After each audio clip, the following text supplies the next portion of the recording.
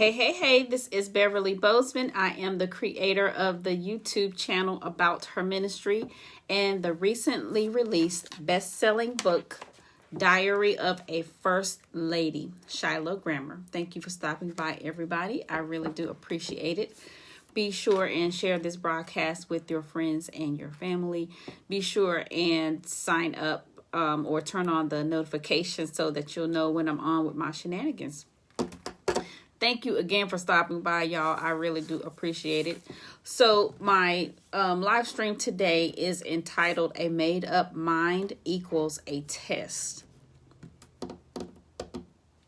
If you didn't know it, there it is. If you did know it, then you can go ahead and give me a high five, because that is the absolute truth. Once you make up your mind to do something, like for real, right? Something life-changing, something that is going to benefit other people, something that can change or cancel generational curses in your family. Once you have the mind made up to get it done, no matter what, you're going to have a test or several tests. I don't know of what magnitude, I don't know in what area, but just know that once you make up your mind to get something done, you are going to be tested. So that's pretty much what I mean. I was going to kind of like give a definition or whatever, but the reason for the test is to see if you are serious about the thing that you are trying to accomplish. So I've done research and I've even, experienced this over and over and over again. And I've listened to sermons, and there have been pretty much two sides to where the test originate. The test comes from the enemy to try and get you to lose your focus, to try and get you to lose your hope, to try and get you to just give up. Because that's his job. He's the adversary. He comes to wreak havoc in our lives and cause us to lose our faith, right? But I've also heard and read and studied that God sends us tests as well. When we say we want to do something, he provides us with tests. Now, I'm not going to sit here and act like I know why, because I don't. But all I know is that the tests, they do come. That's where I can say your relationship with God really matters, because you need to know where the test is coming from. If the test is of the devil, you got to make sure you pass it. But there are certain things that you have to do in the process. You got to know how to speak during the trials.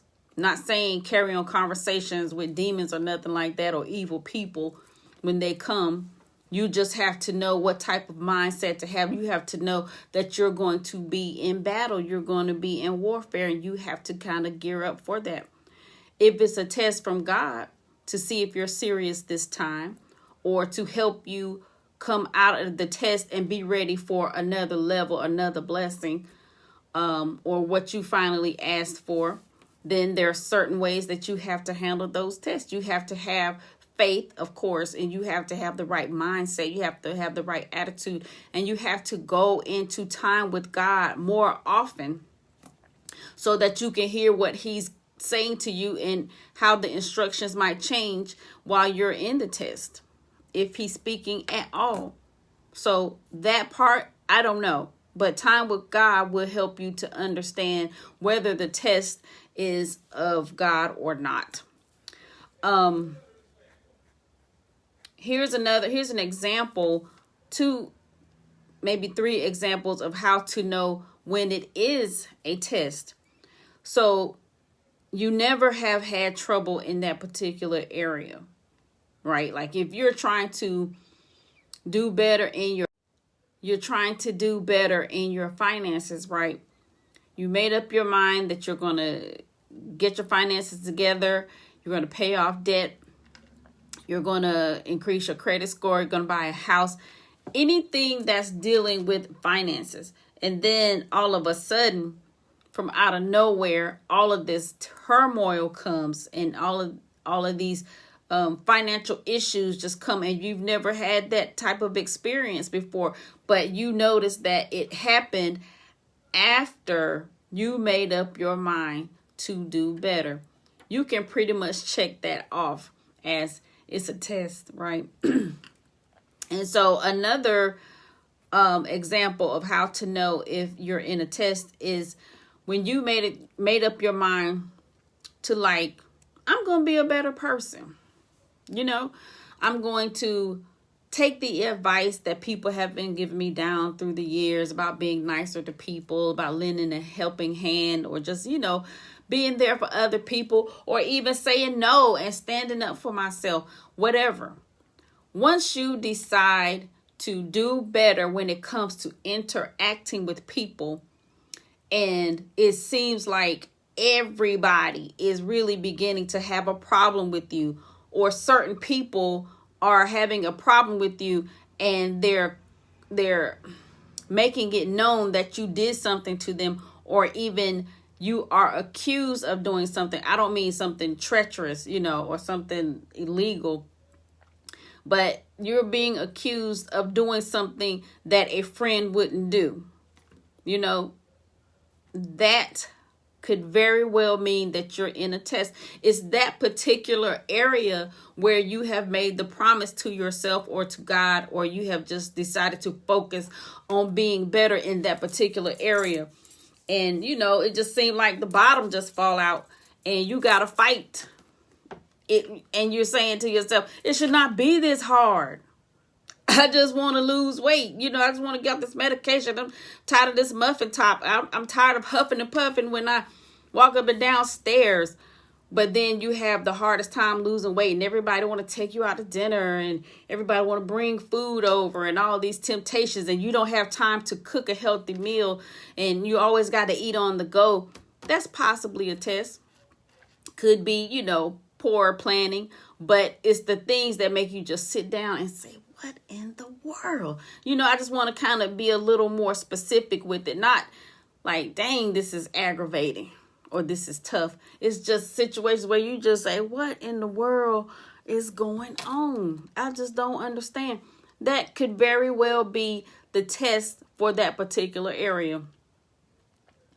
How to handle the test. Once you find out that it is a test, or you're just very sure that it is a test, there are 3 ways I think you could handle being in that particular situation. One, of course, is to talk to God about it. However you do it. I'm not going to say get on your knees. I'm not going to say pull open the Bible and put your head down. I'm not going to tell you how to do it. Just talk to God about it. If you have a relationship with God, you know how to do it. That's just how y'all do it. And then the second thing is to keep pushing. Once you set your mind to doing it, and the tests come, and the people have things to say, and the opposition comes, and people want you to go places with them and take you off your focus, keep pushing. If it means telling folks, no, I can't do that right now because I got to get this done, hey, then that's what it is. But just also understand that once you decide that you are going to get something done, no matter what, there are going to be some people who are not going to want you to do it.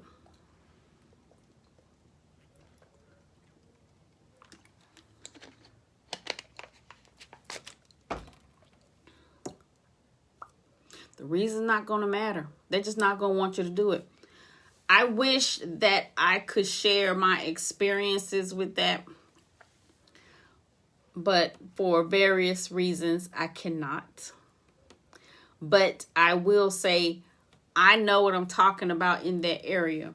When you are wanting to do something for yourself, and you make it known that you're not going to do those things anymore, or that you are going to do specific things, certain people in your life will not want you to do it. I'm not saying everybody. I'm not saying your immediate family. I'm not saying who. But you'll see certain people will not want you to do it. And they're going to do everything in their power to keep you from doing it. If they can't stop you, they will do their very best to hinder you. Just be aware. That's why having backup plans with your goals can often make the transition a little better. Some things you're not going to be able to avoid, but just know, I'm not saying accuse people in advance, but just know that's just the way it is. All right. And then the final thing is find time to rest and reset for a new focus. You're just going to have to take time out. It doesn't have to be weeks. It doesn't have to be days. It doesn't have to be hours. It can be 30 minutes here and there. However, your life will allow you to create that different time or the designated time. Get yourself some rest, whatever rest means to you. Some people is napping. Some people is gardening. Some people is reading. Some people is just sitting in solitude. Whatever. Get you some rest and refocus your mindset on how to accomplish your goal. And for some people, you can have your goal written down on paper and you are just ready to go. But you have to change your mindset up here because you have heard you can't do that. People like you don't do stuff like that. Who you think gonna help you out? You better stay where you are. Stay where it's safe. You better stay right at that particular job because, girl, you got some good benefits. You work with some really nice people. Why would you quit your job and start a business? Ain't nothing certain about that. That's crazy. So when you hear stuff like that, and you will, such is life, you're going to have to intentionally take the time to set aside time and focus on your goal. And because you have heard certain things throughout your life, you're even going to have to work on changing your mindset. You might have to work on those things in conjunction with working on your goals.